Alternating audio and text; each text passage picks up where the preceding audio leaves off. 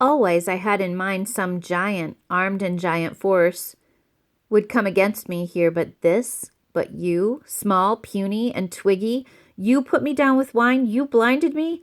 Come back, Odysseus.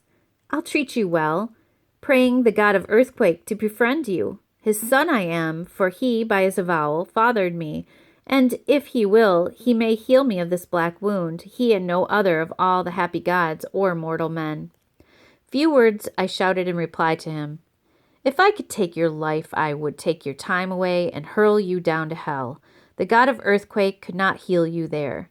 At this, he stretched his hands out in darkness toward the sky of stars and prayed Poseidon, "O hear me, Lord blue girdler of the islands, if I am thine indeed, and thou art father, grant that Odysseus, raider of cities, never see his home. Laertes' son, I mean, who kept his hall on Ithaca, should destiny intend that he see his roof again, among his family and his father's land? Far be that day, and dark be the years between. Let him lose all companions, and return under strange sail to bitter days at home."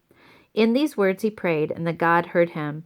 Now he laid his hands upon a bigger stone and wheeled around, Titanic for the cast, to let fly in the black, proud vessel's track. But it fell short just aft the steering oar, and whelming seas rose giant above the stone to bear us on toward the island. There we ran in, and we saw the squadron waiting, the trim ships drawn up side by side, and all our troubled friends who waited, looking seaward. We beached her, grinding keel in the soft sand, and waded in ourselves on the sandy beach. Then we unloaded all the Cyclops' flock, to make division, share and share alike. Only my fighters voted that my ram, the prize of all, should go to me. I slew him by the seaside and burnt his long thigh bones to Zeus beyond the storm cloud, Cronus' son, who ruled the world. But Zeus disdained my offering.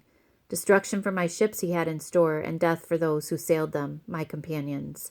Now all day long the sun went down, and we made our feast on mutton and sweet wine, till after sunset in the gathering dark.